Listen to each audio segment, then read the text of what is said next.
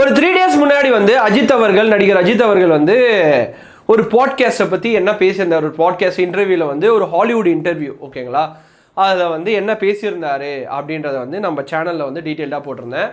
So இப்போ வந்து அவரு டென்ஷன் ஆகி இந்த மாதிரி நான் விஜய் அவர்களுக்கு அகெயின்ஸ்டாக வந்து நிறைய விஷயங்கள் பேசியிருக்கேன் அப்படின்ற மாதிரி சோஷியல் மீடியா ஃபுல்லாக சர்க்குலேட் ஆகிறத வந்து என்னால் ஏற்றுக்க முடியாது அப்படின்னு சொல்லி அவர் ஒரு அறிக்கை மாதிரி ஒன்று விட்டுருக்காரு, அவர் பேசியிருக்காரு. ஸோ அவர் எவ்வளோ ஃப்ரஸ்ட்ரேட்டடாக இருப்பார் பாருங்க. அவர் வந்து எதுக்காக அந்த ஒரு பர்டிகுலர் இன்டர்வியூ கொடுத்துருப்பாருன்னு பார்த்தீங்கன்னா, நிறைய பேர் யூத்ஸ்லாம் இன்ஸ்பயர் ஆகி அடுத்தது வந்து அவங்களோட டேலண்ட்டு இல்லை லைஃப்பை வந்து டிசைட் பண்ணுறதுக்கு நாம் ஒரு எக்ஸாம்பிளாக செட் பண்ணுவோம் அப்படின்னு சொல்லி அவர் நினச்சி கொடுத்தாரு. பட் ஆனால் அதில் இருந்த நிறைய குட் திங்ஸ் எல்லாம் விட்டுட்டு சில கட்சிகள் அவங்களுக்கு ஏற்ற மாதிரி சில விஷயங்களை மேனிப்புலேட் பண்ணிட்டாங்க அப்படின்றது உண்மைதான். பட் ஆனால் அது உண்மை இல்லை அப்படின்றது மக்களுக்கு தெரியும். ஸோ அது வந்து எனக்கு தெரிஞ்சு அஜித் சார் அவர்கள் வந்து கொஞ்சம் பர்சனலாக எடுத்துட்டார். ஏன்னா நம்ம மீட்டிங்கால் நம்ம ஒரு இன்டர்வியூவால் வந்து நிறைய விஷயங்கள் மேனிப்புலேஷன் ஆக வேண்டாம் அப்படின்னு சொல்லி அவர் வந்து இறங்கி திருப்பி அதுக்கு அறிக்கையை விட்டுட்டாரு. ஸோ அவர் என்ன சொல்லியிருக்காரு, கரூர் இன்சிடெண்ட்டை பற்றி நான் என்ன சொன்னேன், விஜய் அவர்கள் பற்றி அப்போ நான் என்ன நினச்சேன், இப்போ வந்து என்ன நினைக்கிறேன், ஸோ உண்மையாலுமே நான் அந்த இன்டர்வியூவில் என்ன பேசுகிறேன்றதை நான் தெளிவுபடுத்த விரும்புகிறேன் அப்படின்ற மாதிரி சொல்லியிருக்காரு. ஸோ இந்த வீடியோவில் அதை தான் நம்ம டீட்டெயில்டாக பார்க்க போகிறோம். அஜித் சார் அந்த ஒரு இன்டர்வியூக்கு அப்புறம் திருப்பி இந்த அறிக்கை விட்டதுக்கான ரீசன் என்ன, அவர் என்னென்ன எக்ஸ்பிளனேஷன் கொடுத்துருக்காரு, அதை வந்து நம்ம பாயிண்ட் பை பாயிண்டாக பார்க்கலாம். ஸோ மறக்காமல் இந்த மாதிரியான ரெகுலர் அப்டேட்ஸ் தெரிஞ்சுக்கணும்னு நினச்சிங்கன்னா கார்த்திக் ரவிச்சந்திரன் சேனலை சப்ஸ்கிரைப் பண்ணி வச்சுக்கோங்க. நம்பர் 1, நான் வந்து அந்த பர்டிகுலர் ஹாலிவுட் இன்டர்வியூ கொடுத்ததுக்கான ரீசன் என்னென்னா, யங்ஸ்டர்ஸ் வந்து நிறைய விஷயம் தெரிஞ்சுக்கணும். ஒரு ஃபார்முலா ரேஸாக இருக்கட்டும், ஒரு கார் ரேஸாக இருக்கட்டும், நான் வந்து கடந்து வந்த பாதைகளாக இருக்கட்டும், இல்லை வந்து அதிலிருந்து வர நிறைய இன்புட்ஸை எடுத்துக்கணும். ஃபார் எக்ஸாம்பிள் அவர் என்ன ஆஸ்பெக்டில் நினச்சிருப்பாருன்னா, இந்த இன்டர்வியூவை வந்து நான் எவ்வளோ பொலைட்டாக எவ்வளோ அழகாக ஹேண்டில் பண்ணுன்றதை நிறைய பேர் கற்றுக்கணும். அதை நான் வந்து ரொம்ப அழகாக எடுத்துக்கிட்டேன். ஆக்சுவலாக ஒருத்தங்க கேள்வி கேட்கும்போது ஃபஸ்ட்டு நம்ம அந்த கேள்வியை வந்து உள்வாங்கிக்கணும். அதுக்கப்புறம் வந்து அதுக்கான பதில் வந்து இல்லை அப்படின்னா தெரியலன்னு சொல்லிடலாம். அதை வந்து தப்பாகவும் சொல்லக்கூடாது. அதே சமயம் உண்மையான எக்ஸ்பீரியன்ஸ் இருந்தால் அதை வந்து கரெக்டாக சொல்லணும். நான் ப்ரீவியஸாக இப்படி இருந்தேன், இப்போ நான் இப்படி எனக்கு ஏற்ற மாதிரி மாற்றிக்கிட்டேன் அப்படின்னு வந்து அவர் சொன்ன விஷயங்கள் நிறைய இன்ஸ்பைரிங்காக இருந்ததுங்க ஆக்சுவலாக. ஸோ அதை எடுத்துக்கணும், அதை விட்டுட்டு பேட் திங்ஸ் எல்லாம் விட்டுடணும் அப்படின்ற மாதிரி ரெஸ்பான்சிபிளாக இருங்க அப்படின்றத அந்த இன்டர்வியூ ஃபுல்லாக சொல்லியிருப்பாருங்க. செல்ஃப் ரெஸ்பான்சிபிலிட்டி அப்படின்ற ஒரு விஷயத்த வந்து இன்டர்வியூ ஃபுல்லாக பேசியிருப்பார் அந்த பாட்காஸ்ட்டு ஃபுல்லாக. ஸோ அதுதான் உண்மை. அடுத்தது வந்து பாயிண்ட் 2, என்னோட இந்த இன்டர்வியூ வந்து விஜய்க்கு அகெயின்ஸ்டாக பேசியிருக்காங்க அப்படின்னு சொல்லி சோஷியல் மீடியாவில் நான் நிறைய பார்த்தேன். பட் அதில் எதுவுமே உண்மை கிடையாது. ஸோ இது டைரெக்டாக விஜய் அவர்கள் அப்படின்ற பேரையே மென்ஷன் பண்ணியிருக்காரு. யூஸ்வலாக இப்போ வந்து அஜித் சார் வந்து விஜயை வந்து பேர் மென்ஷன் பண்ண மாட்டார், விஜய் சாரை. அதே மாதிரி வந்து விஜய் சார் வந்து அஜித் சாரை பேர் மென்ஷன் பண்ண மாட்டார். ஸோ இந்த மாதிரி இல்லைனாலும் தளபதி தலை அப்படின்ற மாதிரி நிறைய சினிமாஸில் இல்லை வந்து வட்டாரங்கள் ஃபேன்ஸ் வழக்குகள் அப்படிலாம் நிறைய போகும். பட் இந்த இடத்துல வந்து அவருக்காக நான் நிறைய விஷஸும் பண்ணியிருக்கேன். அவர் வந்து எந்த இடத்துலையும் நான் கெட்டது நினைக்கல. நான் வந்து இதுக்கு முன்னாடி பார்த்தீங்கன்னா கூட அவருக்கு நிறைய விஷஸ் பண்ணியிருக்கேன், நிறைய நல்லது நடந்துச்சிருக்கேன். ஸோ மூவிங் ஃபார்வர்ட் அப்படி தான் இருக்கும், நான் அவருக்கு நல்லதான் நினைப்பேன் அப்படின்ற மாதிரி அவர் சொல்லியிருந்தார். இந்த இடத்துல ஒரு விஷயம் அந்த இன்டர்வியூலையும் சரி இந்த அறிக்கையிலையும் சரி ரொம்ப தெளிவாக சொல்லியிருக்காரு. அவர் கட்சி ரீதி அப்படின்றது அவருக்குள்ளேயே போலங்க. மனுஷங்க ஒரு ஹியூமனிட்டி, ஒரு ரெஸ்பான்சிபிலிட்டி, ஒரு செல்ஃப் ரெஸ்பான்சிபிள், நம்ம வந்து சொசைட்டியில் எப்படி இருக்கணும், எப்படி இருக்கக்கூடாது, இதுக்கு நானும் பொறுப்பு அப்படின்னு ரொம்ப அழகாக பேசியிருக்க ஒரு விஷயத்த நிறைய பேர் அவங்களுக்கு ஏற்ற மாதிரி மேனிப்புலேட் பண்ணியிருக்காங்க. ஸோ அதை அக்செப்டே பண்ண முடியாதுங்க. அது யாராக இருந்தாலும் சரி. ஒரு சைடில் வந்து ஒரு காலத்தில் நானுமே வந்து விஜய் அஜித் சார் அப்படின்ற மாதிரி மூவிஸ்லலாம் ரொம்ப பார்ப்பேன் கொள்ளுவேன். ஒரு கட்டத்தில் அவங்களோட ஹாபி பேஷன்லாம் எப்படி போயிட்டுருக்குன்னா, விஜய் அவர்கள் வந்து அரசியல் கட்சியை நோக்கி மக்களோட வெல்ஃபேர், பீப்புள் வெல்ஃபேர் அப்படின்னு போயிட்டுருக்காரு.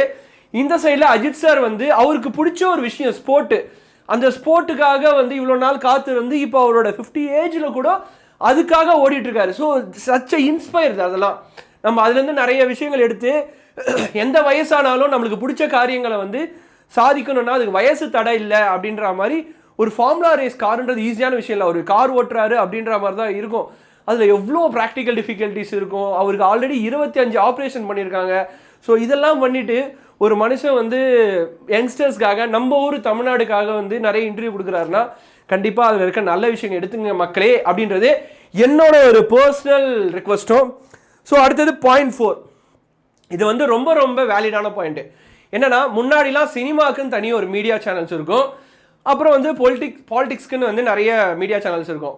இப்போ என்ன ஆயிடுச்சு அப்படின்னு பார்த்தீங்கன்னா, சினிமாவில் இருக்க நிறைய மீடியா சேனல்ஸ் எல்லாரும் அதை டைவர்ட் பண்ணி விட்டுட்டு பாலிடிக்ஸ்க்கு வந்திருக்காங்க. ஏன்னா நீங்கள் பார்த்தீங்கன்னா பழைய காலத்துலலாம் நியூஸ் சேனல் அப்படின்றது வந்து ரொம்ப கம்மி. இப்போ நியூஸ் சேனல் அதிகமாகிடுச்சு, ஓகேங்களா? ஏன்னா யூடியூப், இன்ஸ்டா, ஃபேஸ்புக் அப்படின்ற போது அதில் வந்து லைக் கான்ட்ரவர்சி, இல்லைனா வந்து சென்சேஷனல், இல்லைனா மேனிப்புலேஷனான டாப்பிக்கு, இதெல்லாம் தான் அல்காரிதம் பூஸ்ட் பண்ணி நிறைய பேர் காட்டுதே தவிர யூஸ்வலாக நடக்கிற விஷயம்லாம் காட்டாது. அதுதான் உண்மை. ஸோ இந்த மாதிரி தான் வந்து நிறைய மாறிடுச்சு. என்னோட நல்ல விஷயம், நான் சொன்ன நிறைய நல்ல விஷயங்களை போய் கரெக்டாக காமிக்கலை.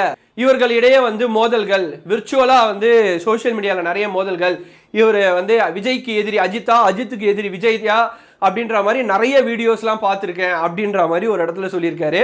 ஸோ அதெல்லாம் கேட்கும்போது அவர் எவ்வளோ ஃப்ரஸ்ட்ரேட் ஆகிருக்காரு அப்படின்னு தெரியுதுங்க. ஏன்னா அவர் அந்த இன்டர்வியூ கொடுத்த ஒரு ஆஸ்பெக்ட் வேறு, அந்த இடம் வேறு, அது அந்த ஒரு பர்டிகுலர் இன்டர்வியூ எடுத்த ஒரு பர்சனும் வந்து என்ன மாதிரி கொஸ்டின்ஸ் கேட்டு ரொம்ப பொலைட்டாக, மெச்சூர்டாக, எலிகண்ட்டாக நிறைய விஷயங்கள் வந்து பேசினாங்க. அஜித் சார் பேசின ஸ்லாங் இங்கிலீஷ்லாம் அவ்வளோ இன்ஸ்பைரிங்காக இருந்தது. பட் அவர் வந்து இனிமேல் இன்டர்வியூ கொடுப்பாரா அப்படின்ற மாதிரி ஒரு ஏக்கம் இருக்குது. ஸோ ஓகே, அடுத்தது வந்து பாயிண்ட் 5, கரூர் இன்சிடெண்ட்டை பற்றி பேசினார். கரூர் இன்சிடெண்ட் இது வந்து அன்எக்ஸ்பெக்டடாக ஒரு நடந்த ஒரு விஷயம், பட் எக்ஸ்பெக்டடாக நடந்த ஒரு விஷயம்தான். புரியலல்ல?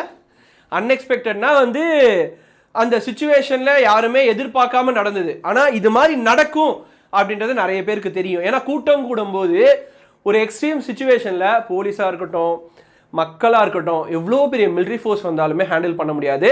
அதுக்கு ஒரு மிகப்பெரிய எக்ஸாம்பிள் என்ன தெரியுமா? ஆந்திராவில் வந்து அல்லு அர்ஜுனோட படத்தில் வந்து ஒரு ஒரு சின்ன குழந்தைக்கான தாய் வந்து இறந்தாங்க, ஓகேங்களா? அது ஒரு ஸ்டாம்பேடு ஆந்திராவில். அதுக்கப்புறம் வந்து பெங்களூரில் வந்து ஒரு மிகப்பெரிய கூட்டம் ஆர்சிபி கப்புக்கு, அதுலேயும் ஒரு 15 மெம்பர்ஸ் கிட்ட இறந்தாங்க, அது ஒரு செகண்டு. அடுத்ததான் வந்து இந்த கரூர் ஸ்டாம்பேட் 41 பேர் இறந்தது. ஸோ இது எல்லாமே வந்து அவர் சொல்கிறது என்னென்னா, இந்த பர்டிகுலர் பிரச்சனைகளுக்கு நானும் தான் இதில் responsible, even every one responsible. ஆனால் மீடியா வந்து ஃபேன்ஸ் தான் ரெஸ்பான்சிபிள்.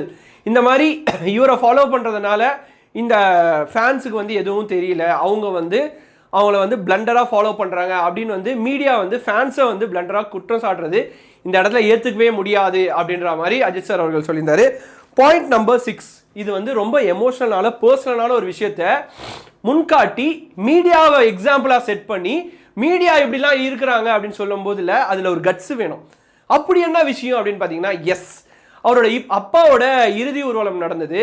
ஒரு உயிரற்ற ஒரு பிணம் அப்படியே மென்ஷன் பண்ணுறாருங்க. உயிரற்ற ஒரு பிணத்தை வந்து வீடியோ எடுக்கிறதுக்கு உயிருள்ள நிறைய மனிதர்கள் அவ்வளோ ரிஸ்க் எடுக்கிறாங்க. ஸோ அப்படிப்பட்ட மீடியாக்கள் எப்படி வந்து ரசிகர்களை குறை சொல்லலாம் அப்படின்ற மாதிரி ஒரு கேள்வி டக்குன்னு இந்த இடத்துல வந்து முதல்வனோட வாய்ஸ் டக்குன்னு அப்படி போடுற மாதிரி இருந்தது. மீடியாக்களை டைரெக்டாக தாக்கி ஒரு கேள்வி கேட்குறாரு. இந்த பர்டிகுலர் சொசைட்டியில் எல்லாருமே ரெஸ்பான்சிபிலிட்டி எடுத்துக்கணும். ஒரு பர்டிகுலர் என்விரான்மெண்ட்டில் எப்படி நடந்துக்கணும், ஒரு பர்டிகுலர் சூழலில். இன்ஃபேக்ட் அவர் எதை எக்ஸாம்பிள் சொல்லி இதை பேசுகிறாருன்னா, ஓட் போடுறதுல.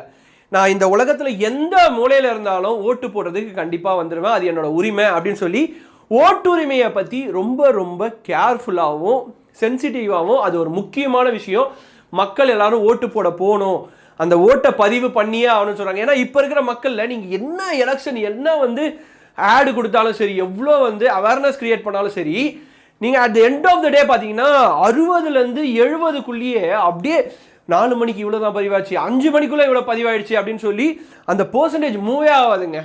மீதி 30% பேர் எங்கே போகிறாங்க, என்ன பண்ணுறாங்கன்னே தெரியாமல் போயிடுச்சு. ஸோ அதை வந்து அந்த இடத்துல பாயிண்ட் அவுட்டே பண்ணுறாரு. ஸோ ஓட் போடுற ரெஸ்பான்சிபிலிட்டி எல்லாருக்கும் இருக்கணும் அப்படின்னு சொல்லி. அதுக்கப்புறம் cinema is a part of life அப்படின்ற மாதிரி ஆயிடுச்சு. மோட்டோ ஸ்போர்ட்ஸையும் அந்த மாதிரி வந்து எடுத்துகிட்டு வரணும், இந்தியாவில் நிறைய பேருக்கு பிரபலப்படுத்தணும். எப்படி cinema is a part of லைஃபோ மோட்டோ ஸ்போர்ட்டையும் எடுத்துகிட்டு வரணும் அப்படின்னு சொல்லி அவர் வந்து மோட்டோ ஸ்போர்ட்ஸுக்காக நிறைய விஷயங்கள் மூச்சுக்கு 300 தடவை பேசுகிறாருங்க. நான் இப்போ பேசுகிற இந்த இன்டர்வியூ கண்டிப்பாக ஒரு 20 வருஷம் கழிச்சு ஒரு சென்சேஷனலான இன்டர்வியூவாக இருக்கும். நிறைய பேர் அப்போ இதை பற்றி யோசிப்பாங்க, அதில் எந்த ஒரு மாற்று கருத்தும் இருக்காது அப்படின்ற மாதிரி ஒரு சில பாயிண்ட்ஸ்லாம் மென்ஷன் பண்ணியிருந்தார். அதுக்கப்புறம் வந்து நிறைய நடந்த விஷயங்கள் இல்லை வந்து மக்களுக்கு வந்து நிறைய விஷயங்கள் செய்கிற கட்சிகள் இருக்குது, நிறைய தொண்டு நிறுவனங்கள் இருக்குது. பட் இந்த சமயத்தில் வந்து இந்த கரூர் ஸ்டாம்பேட் மாதிரி இஷ்யூ நடக்கும்போது ஒரு சில கட்சிகள் இல்லை வந்து நிறுவனங்கள்லாம் அந்த ஒரு சுச்சுவேஷனை யூஸ் பண்ணி ரொம்ப ஃபால்ஸான நிறைய ஹோப்ஸ் கொடுத்து நிறைய விஷயங்களை சாதிச்சுக்கிறாங்க அப்படின்றத வந்து மென்ஷன் பண்ணியிருந்தாரு. ஏதோ மனுஷன் வந்து துபாயில் இருந்துட்டு கார் ரேஸ் ஓட்டுறாரு, ஜஸ்ட்டு பார்ப்பாரு, இருந்தாலும் வந்து அதில் வந்து பெருசாக வந்து இன்டர்ஃபியர் ஆக மாட்டார், நிறைய விஷயங்கள் கவனிக்க மாட்டார் அப்படின்னு நினச்சா எப்படி இருக்காருன்னா ஒரு சின்ன சின்ன விஷயங்களை நோட் பண்ணியிருக்காரு. யார் வந்து இதில் ஆதாயம் தேடுறது, யார் வந்து இதில் உண்மையாக இருக்கிறது, யார் எந்தெந்த நிறுவனங்கள்லாம் உள்ளே பூந்துருக்காங்க அப்படின்றதெல்லாம் ஒரு டீப் அனலைஸ் பண்ணுறாருன்றதுலாம் ஈஸியான விஷயம் கிடையாது. ஸோ எனக்கு வந்து நிறைய இன்ஸ்பயர் ஆகுதுங்க அவரை பார்க்கும்போது. ஸோ உங்களுக்கு அவர்கிட்டேருந்து என்ன டேக்அவே பிடிச்சிருக்கு, இல்லை அவர் சொன்ன விஷயங்கள்லேயே உங்களுக்கு ரொம்ப பிடிச்சிருந்த விஷயம் என்னன்றதை மறக்காமல் கமெண்ட் செக்ஷனில் மென்ஷன் பண்ணுங்கள். கடைசியாக சொல்கிற ஒரு விஷயம் என்ன அப்படின்னு பார்த்தீங்கன்னா, எந்த ஒரு விஷயத்தையும் உங்களுக்கு ஏற்ற மாதிரி மேனிப்புலேட் பண்ணிக்காதீங்க. ஒருத்தவங்க சொல்கிறாங்கன்னா அதில் என்ன இருக்குன்னு கேளுங்க. அவர் கடைசி வரைக்கும் எந்த இடத்துலையும் கட்சி சப்போர்ட்டு, டிஎம்கே, டிவிகே இந்த மாதிரி கட்சியை பற்றியே பேசலை. மக்கள் செல்ஃப் ரெஸ்பான்சிபிலிட்டி, நீங்கள் எப்படி இருக்கணும், உங்களோட வாழ்க்கை முக்கியம் அப்படின்றத பேசுகிறாரே தவிர விட்டுருங்க. அவர் நல்ல மனுஷங்க. அவர் அடுத்த இன்டர்வியூ கொடுத்தா அதுலேருந்து நிறைய பாயிண்ட்ஸ் நம்ம இன்புட்டாக எடுத்துக்கணுங்க. அந்த அளவுக்கு விட்டுருங்க அப்படின்னு சொல்லிட்டு. ஸோ நீங்கள் விஜய் அவர்களோட ரசிகர்களாக இருந்தாலும் சரி, அஜித் அவர்களோட ரசிகர்களாக இருந்தாலும் சரி, யாராக இருந்தாலும் சரி, நீங்கள் அவர்கிட்டருந்து என்ன இன்புட் எடுத்துக்கிட்டீங்க அப்படின்றத மறக்காமல் கமெண்ட் செக்ஷனில் மென்ஷன் பண்ணுங்கள். So this Vijay Karthik signing off Tata bye bye, C you. தண்ணியை கம்மியாக யூஸ் பண்ணுங்கள், பிளாஸ்டிக் யூஸ் பண்ணாதீங்க. பபாய்.